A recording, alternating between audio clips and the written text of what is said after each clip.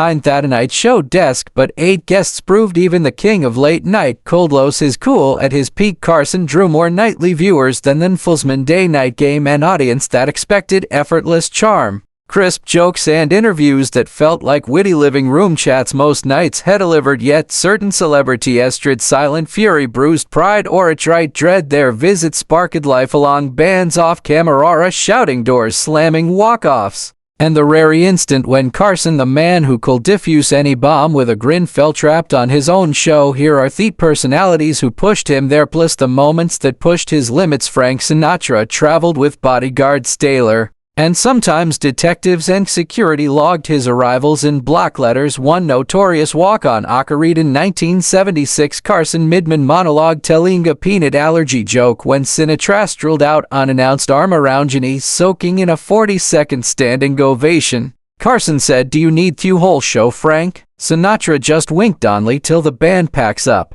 Behind the scenes, Sinatra's team asked for a cooler room temperature teleprompter to help him remember lyrics and space for 12 friends on the side of the stage. Carson, who usually ran a strict show, was annoyed but agreed to it when a junior producer mispronounced a bodyguard's name. The guard reportedly removed him from the hallway. Carson later told Confidence, "It's Frank's world, we just film in it." Yet Carson also feared losing audience goodwill by seeming petty. He introduced Sinatra with reverence, then carefully steered the interview to safe nostalgia, avoiding Mo Brammer's political feuds and marriage scandals. Ratings soared, but stress showed. Assistants noticed he poured an extra scotch those evenings, muttering, "Chairman of the board, sure, but I still signed the network paychecks." Bob Hope was TV royalty. NBC executives called him Spencer Gold. That royalty arrived in Burbank with luggage full of index card. Show staff mailed Tonight Show producers a thick packet days ahead. Scripted jokes, suggested question prompts, product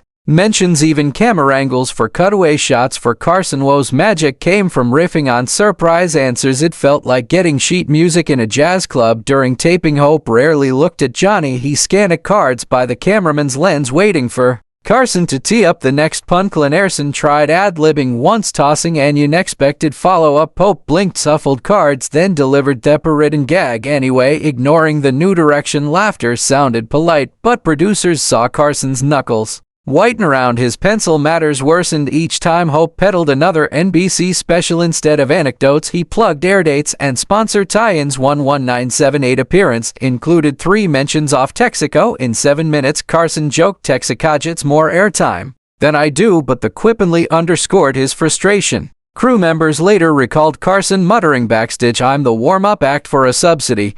Hope's stardom forced Rebo King despite flat segments. Ratings data proved older viewers stayed tuned, yet network memos show Carson lobbying for fewer Hope visits, suggesting fresher comedians instead. NBC indulged him briefly until an executive reminded everyone that Hope's specials earned millions in ad revenue. Carson capitulated but instituted a new buffer tactic. If Hope appeared, pair him with a high-energy second guest or a musical finale to restore spontaneity. Even Sostov noted the temperature in Carson's dressing room dropped 10 the moment Hope walked into the building. When Joan Rivers first sat opposite of Carson in 1965, she said, "It's so exciting to be here. My mother finally stopped crying." Carson liked her style. For the next 20 years, he brought her on 90 times and even made her his main guest host, something he'd never done for Annie Neal's Behind the Curtain. Rivers sent him handwritten thank yous, even birthday his spelling boss in frosting. Rivers possessed ambitions bigger thangest hosting. By 1986, she'd filled in 190 nights, building her own late night following. Fox executives eager to launch a rival network dangled a staggering contract in full creative control. Things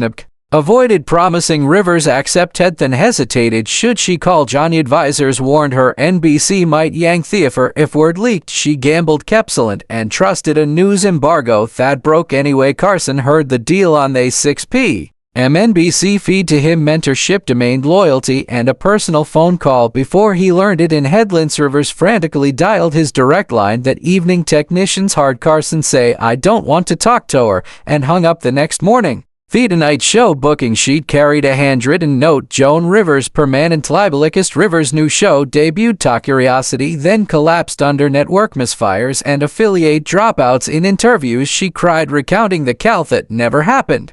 Carson never softened even after Rivers' husband died and her career free fall. Jay Leno honored the band through his 22-year tenure. When Jimmy Fallon finally invited Rivers in 2014, crew members felt a ghost lift, yet veteran Tonight Show writers still ranked the rift as Carson's deepest wound. A mentor convinced a student sold him out for a bigger microphone. For months, Carson's monology poked at Wayne Newton. Carson and said Las Vegas is installing brighter stage lights. Wayne Newton share needed photosynthesis. Audience errored, but Newton didn't. Vegas source whispered that the singer, who just invested millions buying the Aladdin Hotel, disliked any dents in his polished. Newton flew to Burbank unannounced on a taping day in 1980. Security cameras captured him striding down the hallway, silk shirt open, fists clenched. He barged into Carson's office, where the host reviewed cards. According to stage manager Fred D. Cordova, Newton slammed at the door, leaned over Carson's desk, and stated quietly, "You ever call me a jokey again, I'll show you the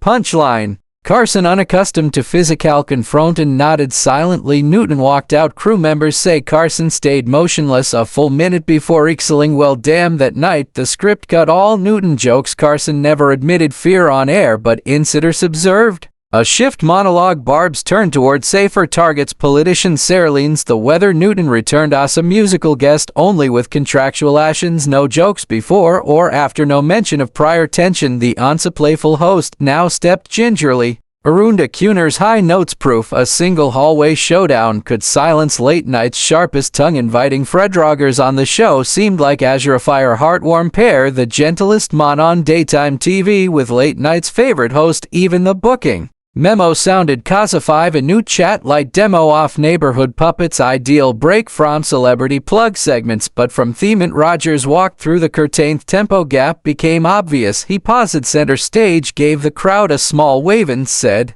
"Thank you very much, friend. Seem very glad to be here." The Aplazemican kept worrying because no one on the floor crew could tell if he'd finished his greeting. Carson led with his line, "Bread, I wore my sneakers in your honor," lifting a shiny loafer to reveal a gag pair of bright white cashed slipped on seconds earlier. Rogers mild folded his hands and replied, "That's very thoughtful, Johnny. Sneakers can help us feel ready to play." The audience laughed politely, expecting a tag from Johnny. None came. Rogers taught his sentence complete. Dead air swallowed the punchline, and the booth frantically widened. The camera shot to capture both men, while Carson Regrapegini tried another angle. "Kids' letters gone wrong, maybe a craziest fan mail anecdote." Rogers countered with a careful story about a 7-year-old who feared bathtub drains and how imagination can turn fear into curiosity. He spoke impatient, measured phrases, leaving two's contrast between thoughts. Perfect pacing for preschoolers and eternity for 11:45 p.m. television. In the control room, associate director Bobby Quinn tapped as to watch every planned punchline slid 30 seconds further down the rundown. Card handlers started crossing off jokes because the beats no longer fit. Carson understood the unspoken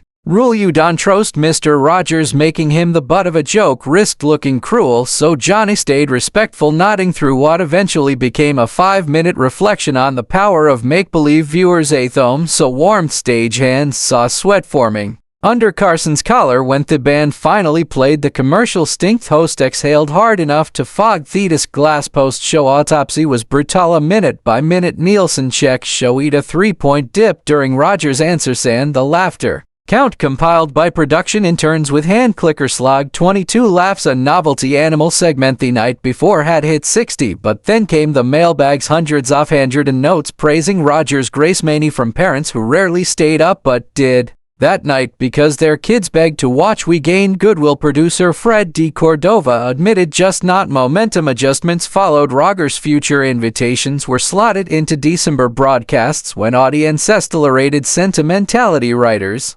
Chevetwo jokes off Carson's monologue to free extra cushion time, and talent coordinators asked Rogers to bring a tangible prop, a small trolley, a puppet, so Johnny had something playful to interact with. Even then, directors kept a musical act on standby in case passing lagged off camera. Carson remained courteous, shaking Rogers' hand and thanking him sincerely, yet as they parted he whispered to a stage manager, "Book him after a stand-up, not before. Daddy needs caffeine after that." Years later, asked in private about the jealous quest he ever hosted, Carson said, "Bredriger's wonderful man, but trust me, it's only interview where I kept checking the clock and my pulse at the same time. Next up is Charlton H. He approached interviews like Senate testimonies. Carson would ask Chuck, ever get hurt doing those chariot scenes?" Helene back recalling childhood horse ranching, Yale Drama School, and the philosophy of risk and art. 5 minutes later, arriving at the cracked rib anecdote, the studio band twiddled thumbs. Carson's head bobbed politely at commercial breaks. H clarified points with off-air footnotes. He referenced Greek tragedy, quoted Plutarch, and urged Johnny to visit the NRA Museum. Carson preferred rapid question punchline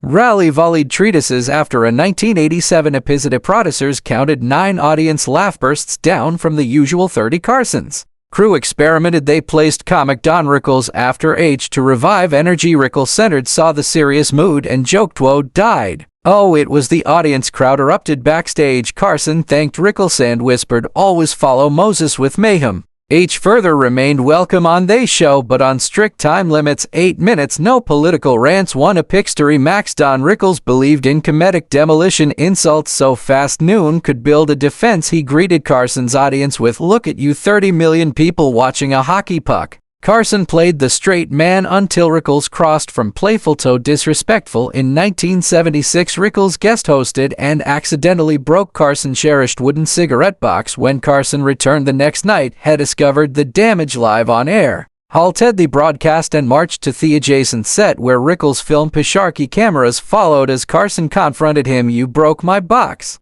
Rickles cowed theatrically, Americowled, but off-camera. Carson noted Rickles ignored time cues, overshadowed other guests, and occasionally roasted topics. NBC censors flagged after a 1985 appearance where Rickles mocked an audience member's weight. Complaints poured in. Carson imposed new guardrail spur in the comic limit, set destruction, keep family jokes PG. Rickles complied barely because he cherished their friendship, but segments still left Carson sweating. Stage hands joked they needed Rickles to, quote, "once a sweeps period, never twice." 8 disruptors, 8 flavors of tension. Bob Hope scan gags, Joan Rivers betrayal, Wayne Newton's intimidation, Fred Rogers' earnest stillness, Charlton H's epic speeches, Chevy Chase's arrogance, Frank Sinatra's power plays, Don Rickles' cyclone of insults, all chipped at Carson's composure. Yet he rarely let viewers see the crack watching those episodes. Now you'll find tiny tails, tightened grip on a pencil, a faster sip from the coffee mug, a slightly forced law